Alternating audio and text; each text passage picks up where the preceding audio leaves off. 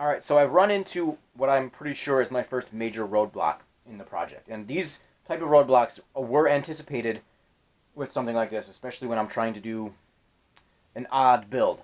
So the situation is, all of the research I did on this Shimano CX70 cyclocross derailleur designed for 2x10 speed, all the research and the reviews I read said that this should be able to handle the range of a triple and whatnot. But what I may have failed to comprehend and check and or look into is the fact that not only is this designed for a 10-speed double, but it's also designed for the chain line of a cyclocross or a road bike. Now, chain line is, in a nutshell, chain line is the you want your chain anyway. Chain line is the distance from the center of the frame to the center of your crankset. Okay, and it's also the dimension from the center of your rear dropouts, so the center point between those two dropouts, and the center of your cassette. Okay, and that's the chain line. That line should be the same number from the center, basically, to the outside or to the middle, right?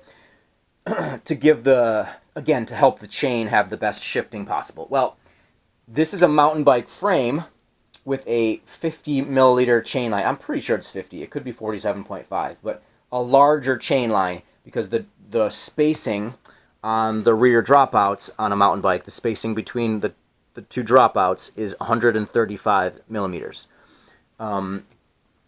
Which means that the chain line, if it's 50, then the chain line is also 50 up here. Definitely the front looked like a 50 millimeter chain line, which means the back is probably 50 millimeter chain line.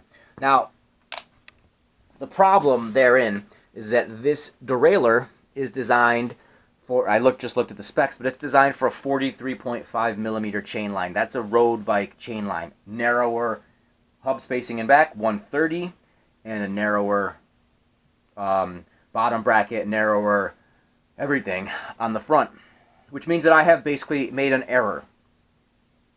I backed the front derailleur out as far as I can on the high limit screw complete. I took high limit screw completely out, and the farthest it gets, well, I backed it back in, but the farthest it gets is right about there, which barely gets to the outer ring, right? So there's no way that as that shifts, I'm going to have enough clearance to actually have that not be rubbing like crazy the whole time. So this front derailleur is a no-go. It's a no-go for my operation, which is a problem. I mean, not a big deal. I can use that front derailleur on a number of different bikes. Not a big deal at all. In fact, I've got a great use for it coming right up. So I'm not worried about the money or the loss. I'm worried about the fact that my plan went awry, because that's never fun. But also, I either have to order a new derailleur and wait for it to come, which I kind of liked. I was kind of getting into the groove of working on this, but that's the nature of it. B, I have an alternative, and let me see if I can find it real quick. I have an old workhorse. My two options. My main option now is I've got two main options. I either have to buy a new derailleur for the front, which I would have to get probably a triple, but the problem with the mountain, actually I think I could do a triple mountain derailleur with again, I have to check all the compatibilities because the shifting, the pull ratio of the front, a road shifter pulls a certain amount of cable for every click of the lever, right? It's got to correspond with how much the derailleur wants to move in order to make that shift happen. I've read that mountain front derailleurs don't work well with road shifters, but I probably should do a little bit more research. I'm frankly super bummed that this didn't work. Mostly because what makes this cyclocross derailleur so useful is that it's designed for a large gear, a large chain ring that's smaller than your road bike chain ring. So road bike chain rings, the larger one is usually either a 50 tooth on a compact, or a 52 on a semi-compact, or a 53 on an old standard crankset. So a bigger chain ring, meaning that the curvature of the... So it's hard to tell, but the curvature of this is capable of handling up to a 52 tooth ring. And this is designed for a maximum of, I think it is a max of 50, but it's designed to be effective at a 48 or a 46, which is common in cyclocross. A 46 tooth and a 36 tooth inner is the common double for cyclocross. So that's what this is optimized for.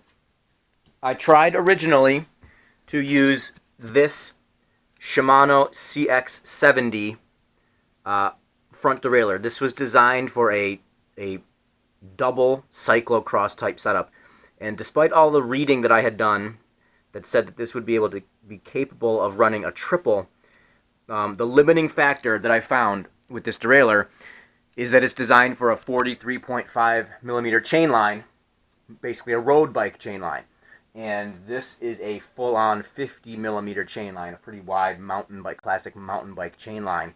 And so what happens is the actual mechanism of the fullest extent that this derailleur can move outboard away from the center of the frame is maxed out before I can clear my big ring in this. Interestingly, what I noticed about this is that the limiting factor on how far this derailleur moves outboard is not the high limit screw. It's actually part of the machining of the device.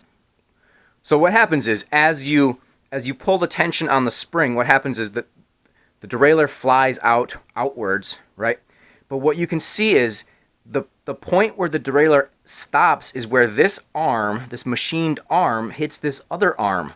So as I pull this out, as it would shift, the very top of that is striking that plate, and that's the stop. It's not even hitting. The high limit screw is basically not being utilized at all. It's not coming close to that end point for the high limit screw. So this has a relatively limited range of pull. Now, I'm not sure if I got one that was poorly machined. I'm not sure if... I really don't know. And I'm quite tempted to actually find a file or some sandpaper and try to go at this little nub and maybe even go at the bottom of this housing here, because I'm pretty sure that if I just clear enough that can swing out, then I can actually get the full engagement. So that's one option. It's not something I want to do. First of all, I don't really have the best tools for something like that. I don't have a machine shop. I don't have a mini grinder or a Dremel or anything like that. So that would be hard for me to do. Plus it's messing with a pretty good derailleur. I always can find a use for this in the future, so I don't necessarily want to just use this to bang it up. It means I also then have to find a solution of some kind. So the second idea I came up with, which I was elated with, if you remember my video, or if I edit it so I show you my elation, I mounted my old Shimano Sora front derailleur that's from an old 3x8 speed road bike setup. And I was elated because it was able to clear all the gears and the limits were fine. It was working brilliantly until I realized that road front derailleurs are bottom pull, meaning the cable on a road frame that this is designed to work with gets the cable for the shifter runs under the down tube, up underneath the bottom bracket through a little cable guide, and then up into the derailleur. So when you pull the shift cable, it pulls from the bottom, it attaches here, and the pull is a downward pull. So it pulls down, and that's what makes this swing outwards. So you see where the wire attaches, you pull that down, and that's where the swing comes in. So even though this fit geometrically fine, it wouldn't work because my cables are coming from the top down. So overnight I was thinking about this and I thought, oh, that brilliant fix I had is not a fix at all. Now there is another option for this. They do sell an aftermarket component, which is basically a little clamp-on pulley that allows you to then take a longer shift cable and wrap it around the pulley and come back up into a down pull derailleur. So that's an option. It's like 20 bucks, but I don't have one, and I still want to make this project work. So 2 strikes on the front derailleur. 2 strikes so far. Shimano cyclocross front derailleur. I either got a bad machine one, or it just doesn't have the outboard range that I need it to because it's not designed for as wide of a chain line. And of course the road derailleur, even though the cage would clear the chain rings, the derailleur pull direction is the wrong direction, so that'll never work in and of itself. Which leaves me scratching my head. And if I was anybody, I'd probably be stuck. However, I do have a couple other bikes, and I have one other bike. I have a commuter bike, which runs a mountain triple front derailleur. So this that I've now put this on. So I've put this on. This is a Shimano derailleur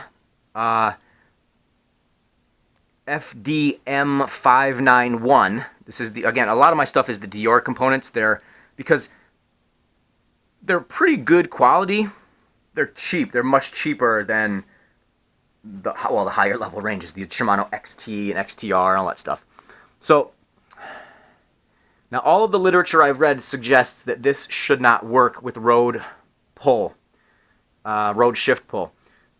But what it does, I've already set the limits up. So again, this, if you look, the low limit is clearing the low gear, and I've got it set so that it's easily clearing the outer. So this definitely has enough swing in order to accommodate, as long as I can make sure that the shifter is pulling the cable so that the tension is perfect and it sits on each of the gears right in the middle, I should be in business. So I'm mildly optimistic, because essentially I have to be, because I'm pretty much out of options.